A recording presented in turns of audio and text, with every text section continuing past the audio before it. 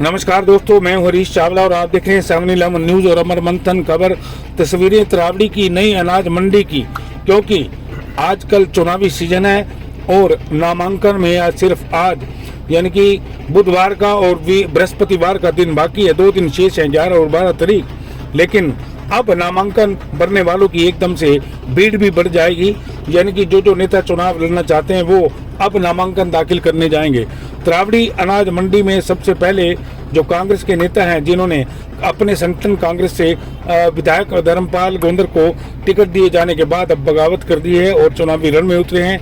आज उन्होंने त्रावड़ी में एक जनसभा का आयोजन किया और यह जनसभा त्रावड़ी की नई अनाज मंडी में की, जहां उनके सैकड़ों हजारों समर्थक आए हुए थे और उन्होंने अपने समर्थकों की सलाह यानी कि राय शुमारी के आधार पर ही आज चुनाव लड़ने का ऐलान कर दिया।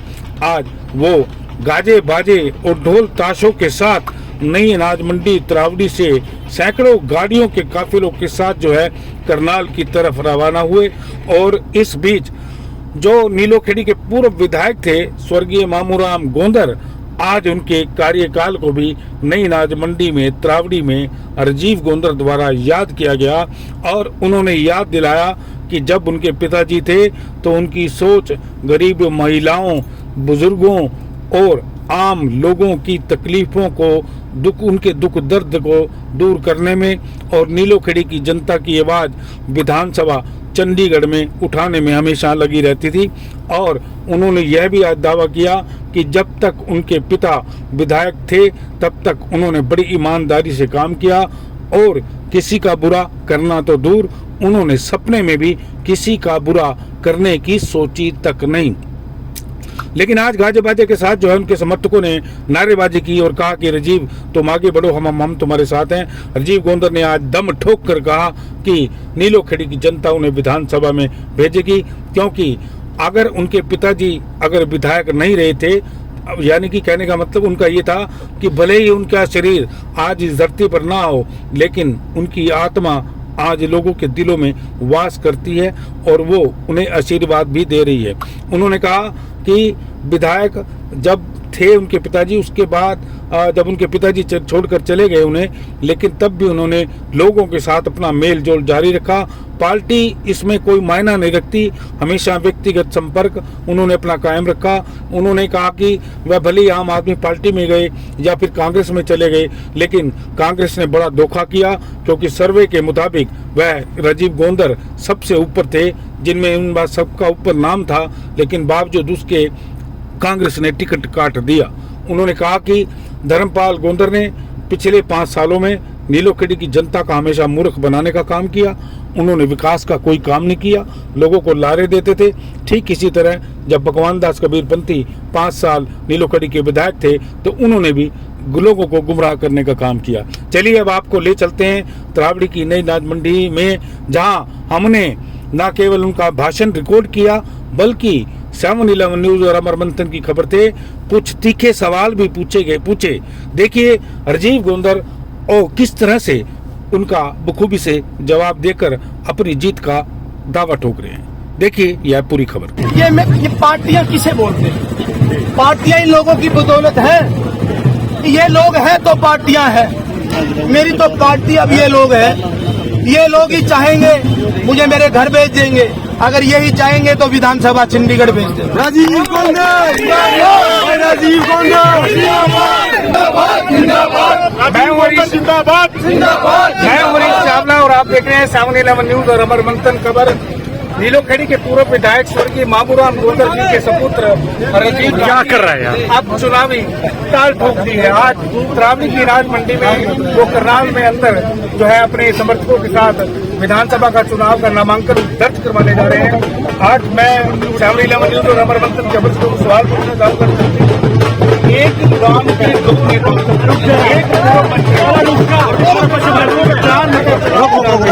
कैसा लग रहा है चुनाव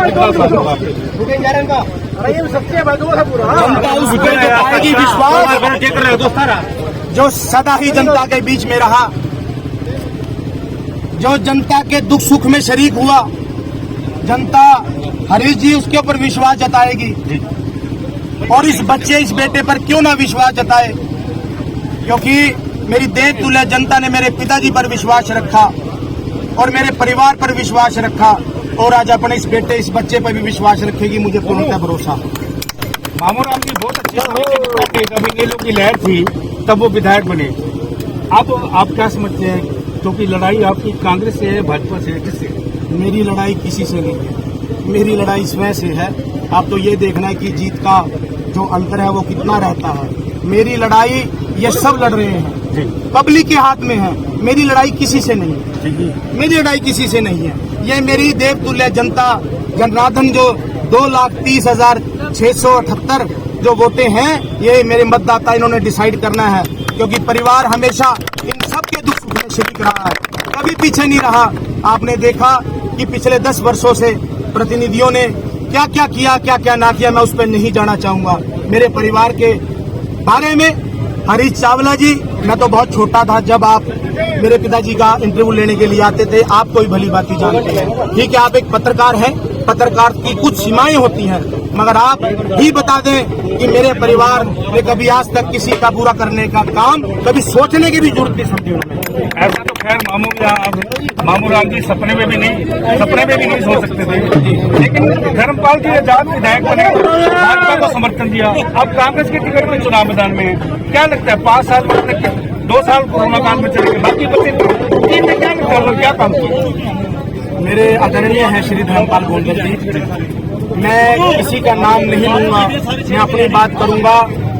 आप मुझे मौका दें, मैं आपके चैनल के माध्यम से मैं सिर्फ अपनी देवतुल्य जनता से निवेदन प्रार्थना करता हूं कि जिस तरह आपने स्वर्गीय श्री मामूराम गोंदल जी पर अपना विश्वास जताया, अपना भरोसा जताया, और उन्होंने भी कभी आपका विश्वास और भरोसा टूटने नहीं दिया। मैं भी उन्हीं का खून हूँ, उन्हीं का बेटा हूँ और आप सबका बेटा हूँ। मैं विश्वास दिलाता हूँ इस भरी पंचायत से कि ये बेटा, आपका बच्चा कभी आपका विश्वास टूटने नहीं देगा, हमेशा आपके सुख में दुख में आपके शरीक रहेगा। जैसे पहले मेरा परिवार रहा है, हमेशा आपके चरणों में बैठ के आपकी सेवा काम करेगा। बहुत मुद्दे क्या रहेंगे? सबसे पहले हमारे